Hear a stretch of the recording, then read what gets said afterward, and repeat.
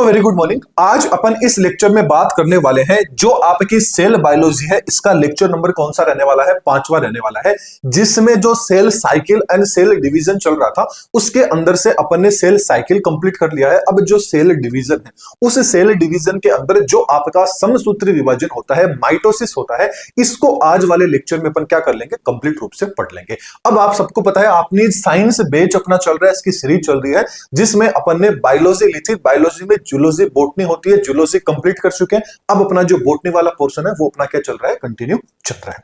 देखिए अब ये थोड़ा सा मैं आपको पहले एक चीज बता देता हूं। काफी लोग कह रहे थे कि सर जो आपने टेस्ट सीरीज बना रखी है, जो नोट्स आप यहां पे देते हैं वो नोट्स हमें नहीं मिल रहे हैं, वो कैसे मिलेंगे? तो इसके लिए सिंपली आपको प्ले स्टोर के ऊपर जो एप्लीकेशन है उसको डाउनलोड करना है। उसकी लिंक आपको डिस्क्रिप्शन में मिल जाएगी। इसके साथ साथ में डिस्क्रिप्शन में जो अपन ने नया यूट्यूब चैनल बनाया है उसकी भी लिंक है, उस चैनल को भी सब्सक्राइब कर लीजिए और इस चैनल को भी आप सब्सक्राइब कर लीजिए। उस चैनल के ऊपर जो आपकी लैब असिस्टेंट की जो मैराथन क्लास रहेगी, इसके अलावा वन लाइनर सीरीज है, ये ऑलरेडी उस पे चल रही है। आगे आने वाले टॉयलेट टाइम में जो भी आपकी कंप्लीट जो आपका रिवीजन बैच रहेगा लैब असिस्टेंट का, और आगे आने वाली एग्जाम की जो क्लासेस रहेगी वो भी आपसे उस चैनल पर देखने को मिलेगी। तो उस चैनल को भी आप सब्सक्राइब कर लीजिए। अब जैसे ही आप एप्लीकेशन को डाउनलोड कर लेते हैं, लॉगिन कर लेते हैं, तो लॉगिन करने के बाद में ये वाला इंटरफेस आपके सामने आएगा। इसके अंदर ये जो 3 लाइन है, इस पे जैसे ही टैप करते हैं तो आपके सामने ये वाला इंटरफेस आ जा रहा है जहां पर आपको फ्री मटेरियल दिखाई दे रहा होगा। इस पे जैसे ही आप टैप करते हैं तो यहां पर तो आपको लैब असिस्टेंट के नोट्स मिल जाएंगे, ये वाला पेज ओपन होगा और उसके बाद में यहां पर आपको टेस्ट का ऑप्शन दिखाई दे रहा होगा। इस पे आप क्लिक करते हैं तो आप टेस्ट सीरीज को क्या कर सकते हैं, ज्वाइन कर सकते हैं। तो ये मैंने आपको पूरी की पूरी प्रोसेस बता दी। देखिए अब बात कर लेते हैं जो अपना प्रीवियस लेक्चर था उसको थोड़ा सा मैं आपको रिवाइज करा देता हूं। अपन ने सेल साइकिल देखा था। आज वाला जो मेन लेक्चर है ये अपना लेक्चर ओनली फॉर जो समसूत्री विभाजन उस पे रहेगा। तो उससे पहले थोड़ा सा मैं आपको बता देता हूं कि ताकि पिछली वाली क्लास में अपन ने जो भी पढ़ा है वो आपको अच्छे से समझ में आ जाए। अपन ने देखा था सेल साइकिल। जो आपका सेल साइकिल है इसकी खोज किसने की थी? तो सीधी सी बात है कि जो आपके हार्वर्ड एंड जो आपके स्टीफन पेलेक है, इन्होंने इसकी खोज की थी। अब जो आपकी सेल साइकिल थी, इस सेल साइकिल के अंदर क्या आती है, 2 फेज आपको देखने को मिलती है। एक फेज तो आपकी कौन सी आ जाती है, जिसको अपन क्या बोल देते हैं, इंटरफेज, जिसको अपन क्या बोल देते हैं, इंटरफेज। दूसरी कौन सी आ जाती है, आपकी एम फेज, जिसको मायोटिक फेज अपन बोल देते हैं। अब जो आपकी इंटरफेज होती है, इस इंटरफेज में भी आपके 3 स्टेज आते हैं, जिसके अंदर से पहला आ जाता है आपका जीवन, जिसको क्या बोला जाता है, ग्रोथ फेज फर्स्ट बोला जाता है। दूसरा आ जाता है आपका एस फेज, जिसको सिंथेटिक फेज भी बोला जाता है। और इस एस फेज में क्या होता है, डीएनए का क्या होता है, रेप्लिकेशन होता है, या बोले तो डीएनए का सिंथेसिस होता है। तो ऐसे फेज को डीएनए सिंथेसिस फेज बोला जाता है। ठीक ऐसे ही जीवन फेज है, इसको क्या बोला जाता है कि प्री डीएनए सिंथेसिस फेज भी बोला जाता है। ग्रोथ फेज फर्स्ट बोला जाता है। फिर आ जाता है ग्रोथ फेज आपकी सेकंड। जो ग्रोथ फेज सेकंड है इसको पोस्ट डीएनए सिंथेसिस भी इसको बोला जाता है। क्यों? क्योंकि ये आपकी कौन सी है, ये जो आपकी G2 रहेगी, इसको इसके अंदर क्या होता है कि जो आपका मतलब सेल होती है वो सेल कंप्लीट जो आपका माइटोसिस होता है, उस माइटोसिस के लिए क्या हो जाती है, G2 फेज के अंदर आपकी सेल क्या होती है, प्रिपेयर होती है। ये थोड़ा सा अपन ने बेसिक चीजें बता दी और बाकी डिटेल के अंदर ये लेक्चर अपन ने ऑलरेडी बना रखा है। उस लेक्चर को आई थिंक आप पढ़ के आए होंगे। यहां तक तो आपकी क्या हो जाती है, इंटरफेस हो जाती है। मतलब ये जो 3 स्टेज रहती है ये आप जब भी एग्जाम देने जाते हैं, अब सपोज कीजिए कि आपका लैब असिस्टेंट का एग्जाम है, तो उस एग्जाम में जाने से पहले आप क्या करेंगे, 3 चरण को फॉलो करेंगे। कौन कौन सा? पहला तो आप क्या करेंगे, जो भी क्लासेस रहेगी उनको पहले आप क्या करेंगे, स्टडी करेंगे। उसके बाद में उन क्लास का आप क्या करेंगे, रिवीजन करेंगे। फिर उसका आप क्या करेंगे, टेस्ट देंगे। मतलब ये 3 फेज आपकी इस तरह से हो जाती है। फिर जो फाइनल आपकी एम फेज आ जाती है, जो मेन आपका एग्जाम का दिन होता है, उस दिन आप क्या दे देते हैं, एग्जाम दे लेते हैं। तो ओवरऑल बात करें तो सेल साइकिल में क्या होता है कि जो आपकी सेल होती है वो डिवीजन से पहले उसके अंदर जो भी चेंजिंग आता है, जो भी चीजें उसके अंदर होती है, मतलब खुद को वो प्रिपेयर करती है डिवाइड होने के लिए, वो पूरी की पूरी प्रोसेस कौन सी हो जाती है, आपकी इंटरफेस हो जाती है। इंटरफेस कंप्लीट होने के बाद में अब आपकी सेल क्या करती है, यहां पे डिवाइड करती है। अब उसमें क्या होगा, डिवीजन होगा। वही क्या कहलाता है, आपका एम फेज कहलाता है, जिसको मायोटिक डिवीजन भी अपन बोल देते हैं। चलिए तो अब वही आ जाती है आपकी जो सेकंड फेज आ जाती है, जिसको मायोटिक या अपन बोले तो डिवीजन फेज के नाम से भी जाना जाता है। अब जो आपका माइटोसिस होता है, बोले तो जो आपका समसूत्री विभाजन होता है, इसकी खोज किसने की थी, इसके बारे में किसने बताया था? तो याद रखना जो आपके फ्लेमिंग, स्टार्सबर्गर एंड जो बावेरी है, इन तीनों ने इसके बारे में बताया था। जबकि जो आपका माइटोसिस वर्ड है, जो शब्द है, ये शब्द आपके जो फ्लेमिंग है, इन फ्लेमिंग के द्वारा दिया गया है। ये क्वेश्चंस एग्जाम में आ सकते हैं, तो आप इनको थोड़ा सा अच्छे से देख लीजिएगा। इसके अलावा बात करें तो जो आपका माइटोसिस होता है, इसको इक्वेशनल आपका डिवीजन भी बोला जाता है। इक्वेशनल का मतलब समसूत्री। जैसे फॉर एग्जांपल समझाने की कोशिश कर रहा हूं, मान लीजिए ये आपकी कोई सेल है 2n है, तो ये आगे जाके भी क्या हो जाएगी, 2n में ही कन्वर्ट हो जाएगी। मतलब बोले तो ए क्या बन जाएगी, आपकी यहाँ पे डॉटर सेल्स यहाँ पे बन जाएगी। ये आपका क्या होता है, समसूत्री विभाजन होता है। अर्धसूत्री की बात करें तो ये जो 2n था, इसमें से एक n यहां चला जाएगा, एक n चला जाएगा, मतलब यहां पे क्या हो जाएगी, सेल ने क्या कर दिया, अपना जो भी चीज थे उन चीजों को क्या कर दिया, आधा आधा कर दिया। ये वाला जो है, जो 2n मतलब सेम आ रहा है, ये तो आपका क्या कहलाता है, मियोसिस कहलाता है, सॉरी माइटोसिस कहलाता है, बोले तो समसूत्री विभाजन कहलाता है। ये आपकी ओनली फॉर जो सोमेटिक सेल होती है, बोले तो कायिक सेल होती है, उनके अंदर देखने को मिलता है। जबकि जो आपका अर्धसूत्री विभाजन होता है, मियोसिस होता है, ये वाला, ये आपको जो आपकी जर्म सेल होती है, उन जर्म सेल्स में देखने को मिलता है, बोले तो रिप्रोडक्टिव सेल में देखने को मिलता है। दोनों में ये डिफरेंस होता है, आपने आई थिंक पता कर ली, चल गया होगा आपको। चलिए अब आगे यदि अपन देखें तो जो आपका माइटोसिस होता है, ये माइटोसिस किस में होता है, जो आपकी सोमेटिक सेल होती है, बोले तो जो आपकी देहिक कोशिकाएं होती है, उनके अंदर ये देखने को मिलता है। इसके अंदर क्या होता है, इस डिवीजन से क्या मिलता है, क्या बेनिफिट मिलता है, दो आइडेंटिकल जो आपकी सिस्टर्स होती है, बोले तो जो डॉटर सेल होती है, वो डॉटर सेल अपन को क्या है, इसमें मिल जाती है। लेकिन एक चीज आपको मेन पॉइंट है वो याद रखना है कि यहां पर क्या रहते हैं, जो क्रोमोसोम की जो संख्या रहती है ना, नंबर रहते हैं, वो नंबर एकदम जो पेरेंट्स थे, उन पेरेंट्स में जितने थे, जैसे कि मैंने अभी बताया ना कि पेरेंट में मान लीजिए क्रोमोसोम 2 है ना, तो जो डॉटर सेल बनी है, इन डॉटर सेल में भी क्रोमोसोम की संख्या कितनी रहेगी, 2n रहेगी। बोले तो एज इट इज क्या रहती है, सेम की सेम रहती है। ये एक तरह से आप इसको, जो आपका सेक्सुअल रिप्रोडक्शन सॉरी एसेक्सुअल जो रिप्रोडक्शन होता है, अलैंगिक जनन होता है, उसकी तरह आप देख सकते हैं। क्योंकि उसमें भी क्या होता है कि जो कैरेक्टर्स रहते हैं, जो भी चीज रहते हैं, वो सेम रहता है। बस एक तरीके से मैंने आपको लिंक करने की कोशिश की है, समझाने की कोशिश की है। अब यदि अपन बात करें तो जो आपका माइटोसिस होता है, ये माइटोसिस के अंदर कुछ फेजेस आती हैं। उन फेज की यदि अपन बात करें तो सबसे पहले तो देखिए, माइटोसिस से पहले वाली जो फेज है वो तो कौन सी आ जाती है, आपकी इंटरफेज हो जाती है। लेकिन माइटोसिस के अंदर जो फेज आती है, वो फेज आपकी कौन सी आ जाती है, एक तो आ जाती है प्रोफेज, एक आ जाती है मेटाफेज, फिर आ जाती है एनाफेज, फिर आ जाती है आपकी टेलोफेज। इसके बाद में लास्ट एंड फाइनल क्या आ जाता है, आपका साइटोकाइनेसिस आ जाता है, जहां पर क्या होती है, जो आपकी कोशिका द्रव्य होता है, उसमें क्या हो जाता है, सेल के कोशिका द्रव्य में विभाजन होता है, जिससे क्या होती है, दो आपको डॉटर सेल मिल जाती है। अब देखिए, ये जो आपके तीनों की तीनों है, इनको सीक्वेंस से ही आपको याद रखना होगा। ये चीज याद रखना, कई बार वो सही सीक्वेंस वाले क्वेश्चन आ जाते हैं ना, तो उस सीक्वेंस में आपको याद रखना है, पहले कौन सी आ जाती है, प्रोफेज, फिर मेटाफेज, फिर एनाफेज, फिर आपकी टेलोफेज। इससे पहले यदि पूछ लिया जाए तो याद रखना कौन सी आ जाती है, आपकी कौन सी आती है, इंटरफेज, जो अपन अभी पढ़ के आए इंटरफेज वाली, ये चीज आपको पता होनी चाहिए। अब देखिए, जो प्रोफेज, मेटाफेज, एनाफेज, टेलोफेज, ये किसकी है, आपके माइटोसिस की।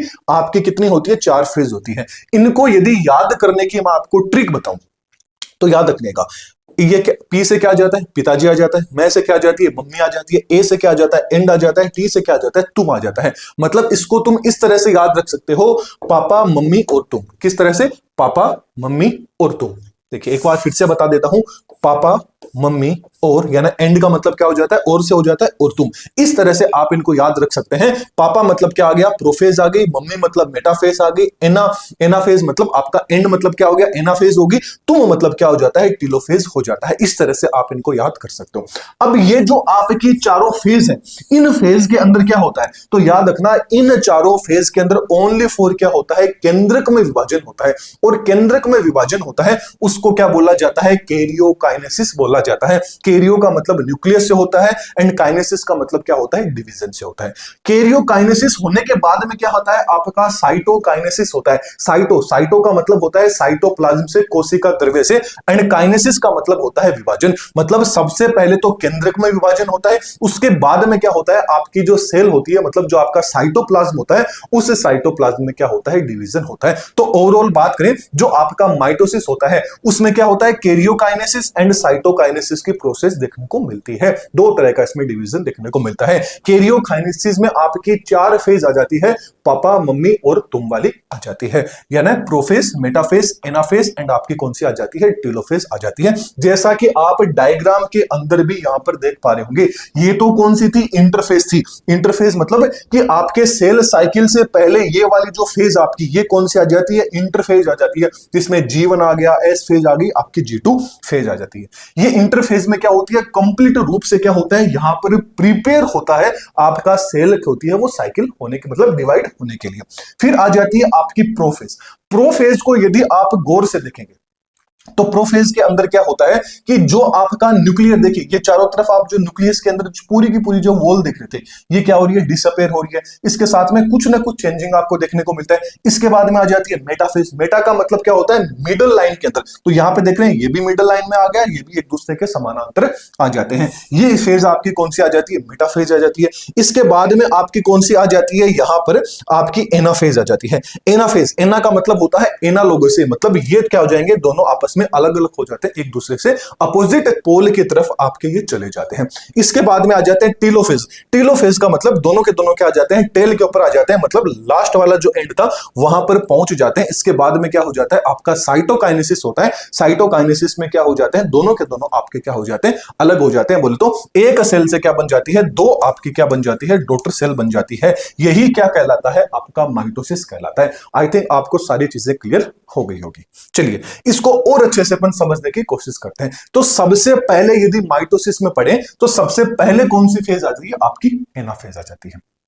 यदि अपन आप यहां पे देख रहे होंगे, यहां पे आपको कुछ ये स्टार नोमा स्ट्रक्चर देखने को मिल रही है। इनको क्या बोला जाता है, इसको सेंट्रियोल बोला जाता है। इसको क्या बोला जाता है, आपका सेंट्रियोल बोला जाता है। अब एक चीज आपको याद रखनी है, ये जो सेंट्रियोल होता है ये ओनली फॉर जो आपके एनिमल्स होते हैं उन्हीं के अंदर देखने को मिलता है। यदि प्लांट सेल की बात करें तो उनमें ये सेंट्रियोल है, सेल साइकिल में सेंट्रियोल आपको नहीं देखने को मिलता है। इन दोनों में डिफरेंस है, ये डिफरेंस आपको याद रखना है। चलिए आगे बात करें तो इंटरफेज के अंदर क्या होता है। इंटरफेज में क्या होता है कि जो आपका सेल थी, मतलब ये जो आपका न्यूक्लियस था, इस न्यूक्लियस के अंदर गौर से देखोगे तो जो क्रोमोसोम है कंप्लीट रूप से क्या है, क्रोमेटिन जो आप देख रहे हैं ये एकदम कंडेंस हो गया, मतलब एकदम उलझे हुए आपको देखने को मिल रहा होगा। इसके साथ साथ में ये जो न्यूक्लियर इन्वॉल्व थी ये धीरे धीरे क्या हो रही है, टूट रही है। आप देख रहे हैं कंप्लीट बनी हुई, ऐसे कंप्लीट नहीं है, बीच बीच में आपको कुछ जगह से छुटी हुई देखने को मिल रही होगी। और ये भी क्या है, दोनों से एक साइड में, एक ये इधर की साइड में मूव करता हुआ आपको दिख रहा होगा, ये इस साइड में मूव करता हुआ दिख रहा होगा। ये तो क्या होती है, आपकी इंटरफेज में सारी चीजें होती है। जबकि आगे बात करें प्रोफेज की, अब प्रोफेज में आप गौर से देखोगे तो यहां पर आपको क्या होता है, क्रोमोसोम्स थोड़े धीरे धीरे आराम से, अब ये पूछ लिया जाए कि क्रोमोसोम्स होते हैं ये कौन सी फेज के अंदर दिखना स्टार्ट हो जाते हैं, तो याद रखना जो आपकी प्रोफेज है, इस प्रोफेज में ये थोड़े बहुत आपको दिखना स्टार्ट हो जाते हैं जो आपके क्रोमोसोम होते हैं। इसके अलावा पूछ लिया जाए कि जो न्यूक्लियस की जो वॉल थी, मतलब जो आपकी न्यूक्लियर इन्वॉल्व था, ये कौन सी स्टेज में दिखना बंद हो जाता है, मतलब स्टार्ट हो जाता है दिखना बंद, तो ये याद रखना आपकी प्रोफेज के अंदर। और स्टार्टिंग कहां से होती है, आपकी इंटरफेज से ये प्रोसेस स्टार्ट हो जाती है। फिर आगे आ जाती है आपकी मेटाफेज। मेटाफेज की बात करें तो मेटाफेज के अंदर क्या होते हैं, जो आपके क्रोमोसोम्स होते हैं ये क्या होते हैं, एकदम सीधी लाइन के अंदर आ जाते हैं। इसके अलावा मतलब एकदम मिड के अंदर आ जाते हैं। मेटा से आप याद रख सकते हैं एकदम मिड में आ जाते हैं, बोले तो एकदम सेंटर में आ जाते हैं। इसके साथ साथ में जो आपके सेंट्रियोल है, ये सेंट्रियोल से क्या होते हैं, स्पिंडल फाइबर निकलते हैं और ये क्या करते हैं, क्रोमोसोम्स को पकड़ना क्या कर देते हैं, स्टार्ट कर देते हैं। फिर आ जाती है आपकी एनाफेज। एनाफेज के अंदर आप देखोगे तो एना का मतलब क्या होता है, एक दूसरे के एनालोगस, बोले तो एक दूसरे के विपरीत। तो यहां पर ये जो क्रोमोसोम्स बने थे, ये क्रोमोसोम्स यहां पे क्या हो जाते हैं, आपके अलग हो जाते हैं। तो यहां पे क्या होता है, ये पहले इस तरह से जुड़े हुए थे, अब क्या थे, ये जो सेंट्रियोल है, इन दोनों को आप सेंट्रियोल मान सकते हैं, ये आपके फाइबर हो गए, ये आपके क्रोमोसोम हो गए। ये यदि क्रोमोसोम्स क्या थे, पहले ऐसे मिले हुए हैं, कहां तक, जो आपकी मेटाफेज है, मेटाफेज तक ऐसे मिले हुए हैं। अब जैसे ही एनाफेज में जाएंगे तो ये क्या हो जाएंगे, आपके इस तरह से क्या हो जाते हैं, अलग हो जाते हैं। ये आपकी कौन सी होती है, एनाफेज हो जाती है। फिर आ जाती है आपकी टेलोफेज। टेलोफेज में क्या होता है, अब ये जो आपका साइटोप्लाज्म था, इसमें क्या होती है, खांच बनना, फेरो बनना क्या हो जाती है, साइटोप्लाज्मिक जो फेरो है, ये पूछ लीजिए साइटोप्लाज्मिक फेरो कब बनने लग जाती है, जो आपकी टेलोफेज होती है इसमें साइटोप्लाज्मिक जो आपकी फेरो है, ये फेरो बनने लग जाती है। ये तो किस में हो गया, आपके एनिमल्स में हो गया। लेकिन प्लांट्स में बात करें तो याद रखना प्लांट्स के अंदर क्या डिफरेंस होगा, ये एनिमल्स फेरो इसमें नहीं बनती, सॉरी ये जो साइटोप्लाज्मिक फेरो है एनिमल सेल में, ये cytoplasmic furrow only for animal cell में बनती है, जबकि जो प्लांट रहेंगे उन प्लांट में आप पी से याद रख लेना, प्लांट में क्या बनते हैं, प्लेट यहां पर बनने लग जाती है, यहां पे क्या बन जाती है, एक प्लेट बन जाती है, जिससे क्या हो जाते हैं, दोनों अलग हो जाते हैं। बोले तो जो आपका साइटोकाइनेसिस होगा, साइटोकाइनेसिस में क्या होगा, दोनों के दोनों आपकी सेल क्या हो जाती है, यहां पर अलग हो जाती है, और धीरे धीरे जो चीज बननी, मतलब जो टीलोफेज थी, जो टीलोफेज होती है, ये एक तरह से मान लीजिए जो आपकी प्रोफेज के अंदर जो जो चीजें हो रही थी ना, कि धीरे धीरे दिखना बंद हो रहा था, धीरे धीरे चीजें आ रही थी, ये सेम क्या हो जाती है, उसके उल्टी हो जाती है, जो आपकी कौन सी होती है, टीलोफेज होती है। फिर साइटोकाइनेसिस में सेम क्या हो जाती है, दो आपकी डॉटर सेल मतलब 2n से क्या होती है, दो आपकी अलग अलग सेल्स का क्या हो जाता है, निर्माण हो जाता है। आई थिंक ये तो अभी अपन ने चीजें समझ ली। अब मेन वो चीज देख लेते हैं कि एग्जाम में क्या चीजें पूछी जा सकती है। ये पूरी की पूरी चीज मैंने पूरी प्रोसेस आपको बता दी। डायग्राम आपको याद रखना है कि कौन सा डायग्राम प्रोफेज का है, कौन सा एनाफेज का है, कौन सा मेटा का है, कौन सा आपका टीलोफेज का है। क्योंकि कई बार क्या होता है एग्जाम में, यदि नीट वगैरह की बात करें तो अभी आप सबको पता है कि थोड़ा बहुत एग्जाम का लेवल भी थोड़ा बढ़ सकता है, तो ये जो डायग्राम है ये भी हो सकता है कि ओनली फॉर एग्जाम में डायग्राम दे दे और बता दे कि पूछ ले कि भाई ये कौन सी स्टेज है, कौन सी फेज है। तो इन फेज का आपको पता होना चाहिए कि कौन सी फेज के अंदर क्या चीज हो रही है। ये आपकी इंटरफेस है, ये डायग्राम प्रोफेज का है, ये डायग्राम मेटाफेज का है, ये डायग्राम एनाफेज का है, ये टीलोफेज का है, ये साइटोकाइनेसिस का है। इन डायग्राम को अच्छे से गौर से आप चाहे 2 मिनट वीडियो को पॉज करके आराम से आप इनको देख सकते हैं। प्रोफेज में स्टार्ट हो रहा है, मेटाफेज में ये दोनों क्या हो रहे हैं, एकदम सेंटर में आ रहा है। टीलोफेज में, सॉरी एनाफेज में ये क्या हो रहे हैं, एक दूसरे के विपरीत जा रहे हैं। फिर क्या आ जाती है, टीलोफेज के अंदर वापिस से प्रोसेस बन रही है, दोनों अलग अलग हो गए। साइटोकाइनेसिस में दोनों के दोनों सेल्स आपकी क्या हो जाती है, अलग अलग हो जाती है। साइटोकाइनेसिस एक तरह से जो आपकी टीलोफेज है, इस टीलोफेज का क्या होता है, एक पार्ट होता है।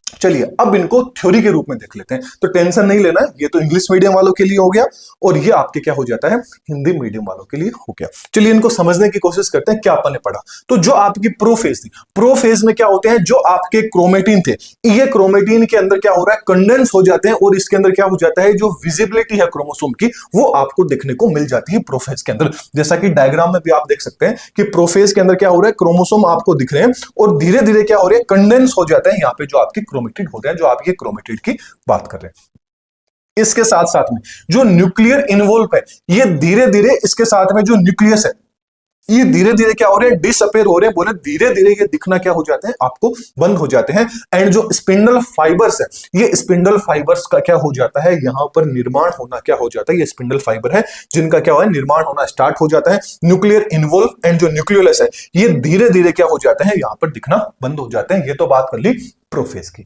अब बात कर लेते हैं मेटाफेज की। मेटाफेज में क्या आ जाते हैं, जो आपके क्रोमोसोम थे ये क्या आ जाते हैं, इक्विनेशनल, जो आपकी प्लेन होता है, बोले तो एकदम सेंटर के अंदर आपको ये देखने को मिल जाते हैं। इसके साथ साथ में जो आपके स्पिंडल फाइबर होते हैं, यानी जो स्पिंडल होते हैं, ये आपके सेंट्रियोमिर से क्या हो जाते हैं, आपके अटैच हो जाते हैं। इसके अलावा एक क्वेश्चन ये पूछा जाता है कि जो आपके क्रोमोसोम है, इन क्रोमोसोम की मोर्फोलॉजी का जो मतलब स्टडी है, वो स्टडी कौन से फेज में, कौन सी अवस्था में की जाती है। तो याद रखना जो मेटाफेज हो जाती है, उस मेटाफेज के अंदर क्या किया जाता है, क्रोमोसोम की जो मोर्फोलॉजी होती है उसकी मोर्फोलॉजी की क्या की जाती है, स्टडी की जाती है। इस एम से इस एम को आप क्या कर सकते हैं, कोरिलेट कर सकते हैं कि जो मोर्फोलॉजी होगी वो हमेशा मेटाफेज से होगी। क्यों? क्योंकि यहां पे भी एम आ रहा है, यहां पे भी क्या आ रहा है, एम आ रहा है। ये थोड़ी सी ट्रिक है, बस आप याद रख सकते हैं। फिर आगे बात कर लेते हैं एनाफेज की। एनाफेज की बात करें तो एनाफेज के अंदर क्या होते हैं, जो सेंट्रोसोम होते हैं ये क्या हो जाते हैं, यहां पे स्प्लिट हो जाते हैं। तो जो सेंट्रोसोम थे ये आप देखिए यहां पे क्या कर रहे हैं, आपके कंप्लीट रूप से क्या हो जाते हैं, अलग हो जाते हैं, स्प्लिट हो जाते हैं। इसके साथ में जो आपके सिस्टर क्रोमेटिड थे, ये क्रोमेटिड क्या होते हैं, ये जो सिस्टर आपके क्रोमेटिड है, ये जो सिस्टर क्रोमेटिड है ये क्या होते हैं, आपके अलग अलग पोल की साइड में, ये इस पोल की साइड में आ रहा है, ये उस पोल की साइड में क्या हो जाता है, आपका चला जाता है। इसके अलावा अब पूछ लिया जाए कि क्रोमोसोम होते हैं, उसकी जो आकृति होती है, उसकी जो शेप होती है, उसकी स्टडी कौन सी फेज में की जाती है। तो याद रखना जो आपका एनाफेज होता है, उस एनाफेज के अंदर क्रोमोसोम का जो शेप होता है, उसकी जो आकृति है, उसका क्या किया जाता है, अध्ययन किया जाता है, स्टडी की जाती है। उसके बाद में आ जाता है आपका टेलोफेज।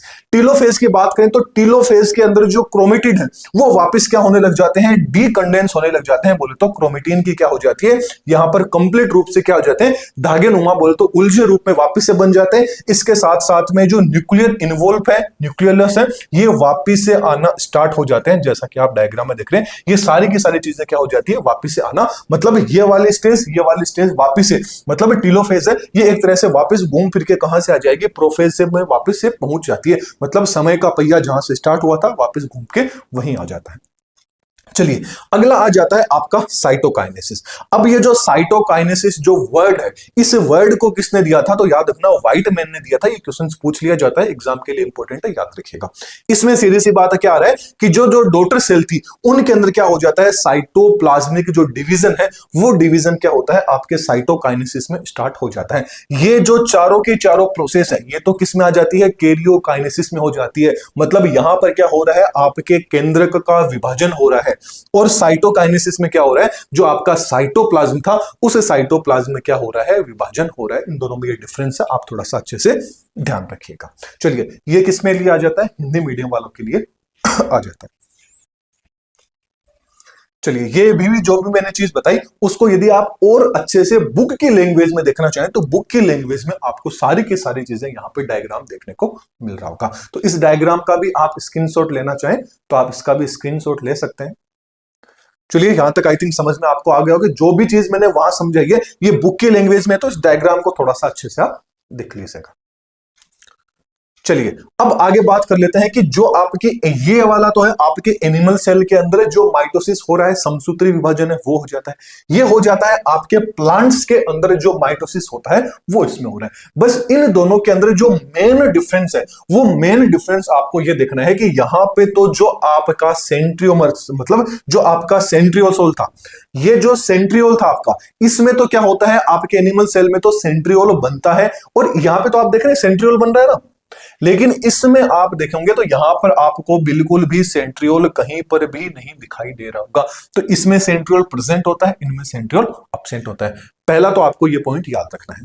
फिर आगे बात करें तो यहां पे देखिए ये इसको क्या बोला जाता है, क्लीवेज फेरो भी बोल सकते हैं। क्या बोलते हैं, क्लीवेज फेरो, अपन इसको बोल देते हैं। क्या बोलते हैं इसको, क्लीवेज फेरो नाम से। मतलब ओवरऑल बात करें तो यहां पर क्या बन रही है, साइटोप्लाज्मिक खांच बन रही है। इसको क्योंकि ये किस में हो रहा है, साइटोप्लाज्म में हो रहा है, इसलिए इसको साइटोप्लाज्मिक खांच भी बोल सकते हैं, बोले तो साइटोप्लाज्मिक फेरो भी बोल सकते हैं, एंड इसको क्लीवेज फेरो भी बोल सकते हैं। तो एनिमल सेल के अंदर तो क्या बनती है, फेरो बनती है, बोले तो खांच बनती है, आपको याद रखना है।